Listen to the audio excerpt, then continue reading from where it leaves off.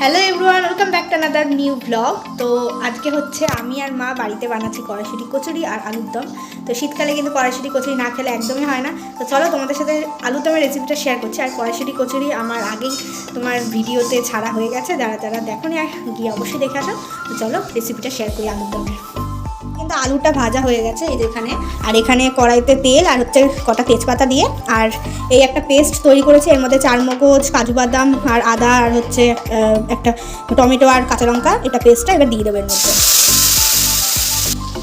এবার লবণ দিয়ে দিচ্ছি স্বাদ মতো, আর দিতে হবে শুকনো লঙ্কার গুঁড়ো আর হলুদ গুঁড়ো।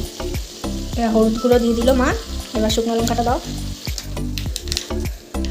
ব্যাস ব্যাস।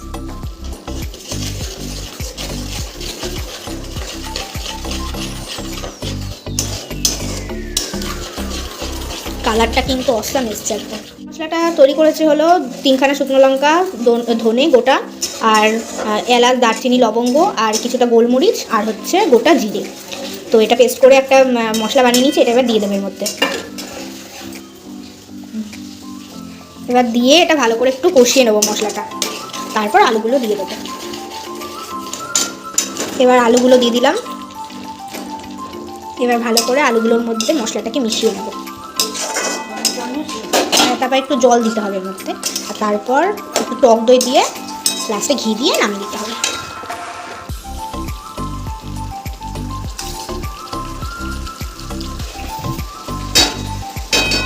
হ্যাঁ, এবার একটু জল দিয়ে দাও মা।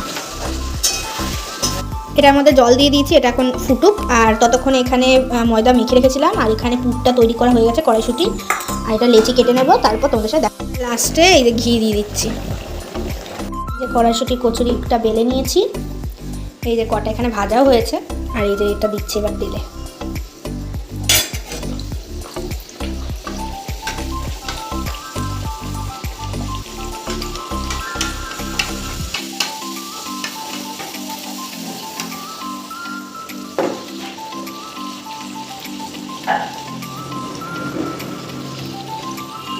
পুরো ফুলকো ফুলকো লুচি। যে আমাদের আলুর দম রেডি, আর এখানে কিন্তু পাশে কড়াইশুঁটি কচুরি নিয়ে বসে পড়েছে খেতে। এখন মানে এখনো ভাজাভুজি চলছে কড়াইশুঁটি কচুরি, যে মা এখন ভাজছে এখনো। দেখো কি সুন্দর ফুলকো হচ্ছে। একটা কড়াইশুঁটি ছিঁড়ে আলুটা দেখো কত সফট হয়েছে, কত সফট হয়েছে আলুটা। একটু গ্রেভি দিয়ে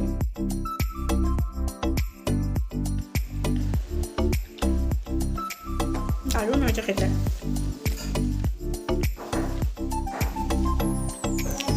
এবার মা খাচ্ছে। কেমন হয়েছে? খুব সুন্দর, মুচমুচে, নরম। তোমরা কারা কারা এখনো বাড়িতে বানিয়ে খাওনি অবশ্যই খাও। এই সিজনটায় কড়াইশুঁটি কচুরিটা মাস্ট, এটা খেতে সবারই খুব ভালো লাগে। ভিডিওটা এখানে শেষ করছি, ভালো লাগলে অবশ্যই লাইক সাবস্ক্রাইব করে দিও, আর চ্যানেলটা ফলো করে দিও, পেজটাকেও ফলো করে দিচ্ছ। চলো বাই, চলে আসবো। চলো টাটা টাটা দা।